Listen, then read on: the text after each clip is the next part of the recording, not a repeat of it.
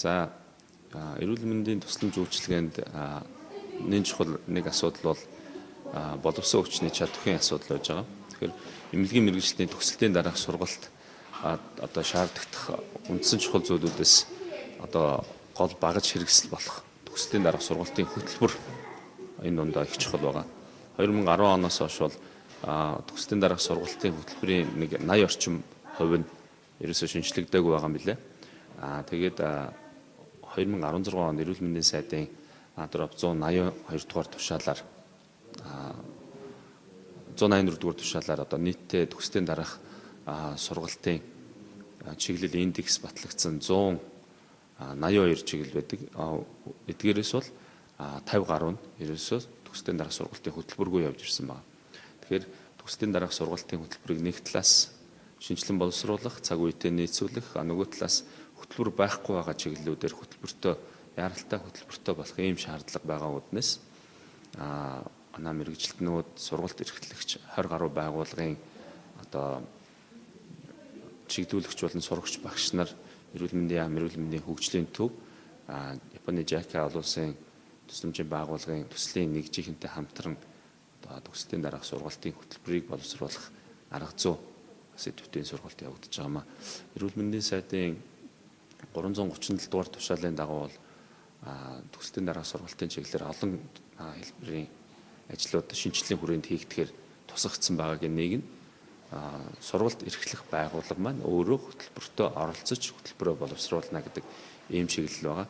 Тэр чүүднээс өнөөдөр сургалт эрхэлж байгаа 22 байгууллагын одоо нарийн мэргэжлийн хүмүүсийн хөтөлбөрөө хэрхэн боловсруулах вэ гэдэг нь арга зүйн сургалтанда Япон мэргэжилтэн Япон зөвлөхийн одоо хамтаар өнөөдөр ингэж суралцж байгаа. За эрүүл мэндийн яам, эрүүл мэндийн хөгжлийн төв Японы хамтын ажиллагааны анхан болон 2 дахь шатлийн эмнэлгийн төгслийн дараах сургалтыг сайжруулах төсөл хамтран өнөөдөр төгслийн дараах сургалтын хөтөлбөрийг шинжилэн боловсруулах арга зүй гэсэн сургалтыг зохион байгуулж байна. За сургалтад төгслийн дараах сургалт явуулдаг 21 сургалт эрхлэх байгууллагын эмнэлэг зүйн сурагч багш нар сургалтын албаны төлөөлөл оролцож байна. За өнөөдрийн сургалтын гол зорилго нь төгслийн дараах сургалтын хөтөлбөрийг орчин үеийн чиг хандлага олон улсын жишгт нийцүүлэн шинжилэн боловсруулах арга зүйд суралцахын зорилготой байгаа.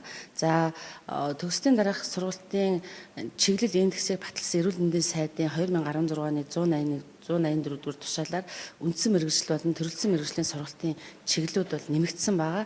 За үүнтэй холбоотойгоор бид нар үндсэн төрөлцсөн мэргэжлийн сургалтын хөтөлбөрийг шинжлэх, шинээр боловсруулах зайлшгүй шаардлага бидний өмнө тулгарч байгаа.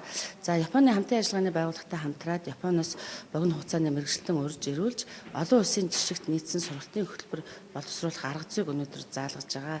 Энд суралцсан суралцагч нар маань иргэд сургалт эрхлэгч байгууллага дээр очиод өөрийнхөө сургалтын эрх авсан чиглэлээрээ явуулж байгаа сургалтын чиглэлээр сургалтын хөтөлбөрийг боловсруулах ийм үйл ажиллагаа энэ сургалтын дараа бол явагдана.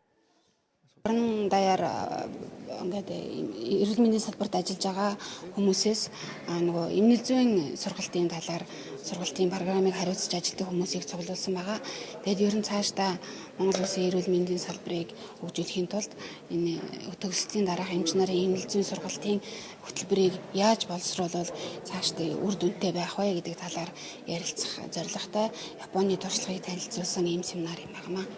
Програм боловсруулснаар ямар үр дүн гарах вэ гэсэн шүү дээ. Тэгэхээр хөтөлбөр сайн байх юм бол эмч нарын чанарт нөлөөлнө, цаашлаад эрүүл мэндийн эмчилгээ үйлчилгээний чанар сайжирна гэсэн хүлээлттэй байна. Тэгээ бүр хэлбэрхнаар хэлэх юм бол эрүүл мэндийн үйлчилгээ сайжирснаар ард түмний эрүүл мэндийн байдал сайжир дээшлэнэ гэсэн үг. Тэгэхээр өнөөдөр хүртэл явагдаж байсан сургалт маань бол хөтөлбөр бол зарим хөтөлбөрүүд бол байсан. Тэгэхдээ яг хөтөлбөр гэж юмыг бол одоо суралцж байгаа ажлын байран дээр суралцж байгаа хүүхдүүд маань бол төдийлөн бас ингэж мэдэрч чаддаггүй байсан. Гэтэл хөтөлбөр гэдэг юмыг гаргаж ирээд яг одоо ийм хөтөлбөрөөр энэ тойролтоос яг ийм гардын зүйлийг сурах юм шиг ингэнгүүт хүүхдүүдийг очих ёстой, хүрэх ёстой зорилго нь тодорхой болчихж байгаа. Тэгэнгүүт тэр зорилготой хүрэхин тулд энэ хөтөлбөрөөр одоо маш системтэйгээр явна гэсэн. Тэгэхээр энэ хөтөлбөр бол одоо сурч байгаа хүүхдүүд бол туйлын ач холбогдолтой ийм шинжилсэн хөтөлбөр болох ёстой. За өнөөдрийн сургалт бол хамгийн гол нь одоо резидент эмч нар за мөн төрөлцсөн мэргэжлийн үндсэн мэргэжлийн чиглэлээр суралцж байгаа эмч нарыг сургахад за тэднэрт зориулсан хөтөлбөрийг бид нар боловсруулахаар одоо ийм сургалтанд оролцож байна. Тэгэхээр бид нар багш нарын хувьд бол эмнэлзүүд ажиллаж байгаа эмч багш нарын хувьд бол энэ хөтөлбөрийг бол шинжилэн боловсруулах одоо үүргийг хүлээж байна. За хамгийн гол нь одоо суралцагч маань өөрөө бид нар дээр хандаж ирэхдээ тухайн хөтөлбөрийг судалсан, тухайн хөтөлбөрөөс би юу олж авах уу, ямар мэдлэг авах уу, ямар ур чадвар авах уу гэдгийг мэдсэний үндсэн дээр тухайн сургалтад бол эсэх нь нээлттэй болж байгаагаар онцлог байгаа. За тэгээд сургалтын хөтөлбөр бол шинжлэгдснээр ялангуяа одоо энэ Японы одоо туршлагаас бид нар одоо суралцаад энэ хөтөлбөрийг хэрэгжүүлснээрээ бол цаашдаа бас дэлхийн жишгт нийцсэн сургалтыг бас чанартай явуулахад бас дэмжлэг болно гэж ингэж ойлгож байна. Сургалтын үйл ажиллагаа хийдэг. Тэгэхээр энэ зүйл зарлаад өргөдгөө сүлжээ байгуулалт үүсгэж Монгол улсад тэгээ энэний дараа бол хамтарсан дүгнэлт гаргаад яаж хамтарч ажиллахаас арга хэмжээний төлөвлөлт бидэнд бас гарган цэцээр төлөвлөгөө үзүүлж энэ төлбөрөө бодохгүй боловсруулж дуусаад тэгээд үлдсэн хүмүүсээс анхаарал татсан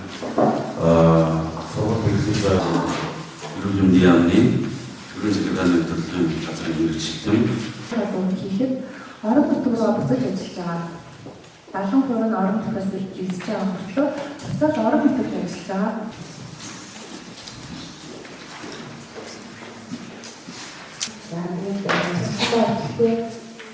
Саад уусгах гэсэн таатай байлаа. Тэгэхээр миний хэлдэг бол энд 15 оноос жаатай хэлсэн төсөл хэрэгжүүлж төслийн дараа зөвхөн шинжилгээгээр тэгэхээр хийх надад өмнө санагдсан зарим нэг байгууллага талын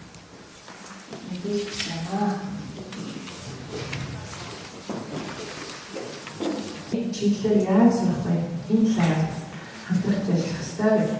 За тэгээд засгийн газрын үйл ажиллагааны төлөвлөгөөнд бол энэ шинээр батлагдсан ийм хүрээнд бид нэр нэлээд ажил хийж байгаа. Тэгэхээр ерөнхийдөө энэ чиглэл энэ бодлогын нэг чиглэл бол эрүүл мэндийн салбарын хүний нөөц.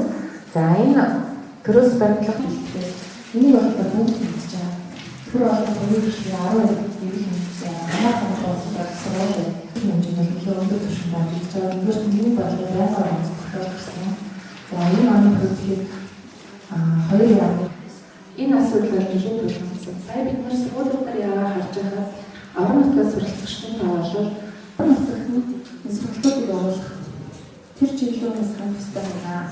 За дараагийн талаар мэдээж Монгол улсад өөрсдөө нэгдсэн сургууль багш тавилах шаардлагыг тодорхойлж нэлээд илэрхийлж ажилласан. За дараагийн асуудал нь болохоор зөвхөн чиглэл тодорхой зааж өгсөн. Тэгэхээр бидний одоо сургалтын үйл ажиллагааны президент эмч буюу суралцагч эмчнэлээр нэлээд тодорхой загварч маань сургалтын үйл ажиллагаанд оролцож байгаа халуурын чин үүргийг зааж өгсөн. Давхар хийх юм ойлгож өгсөн гэж би бодож байгаа. Өөрөөр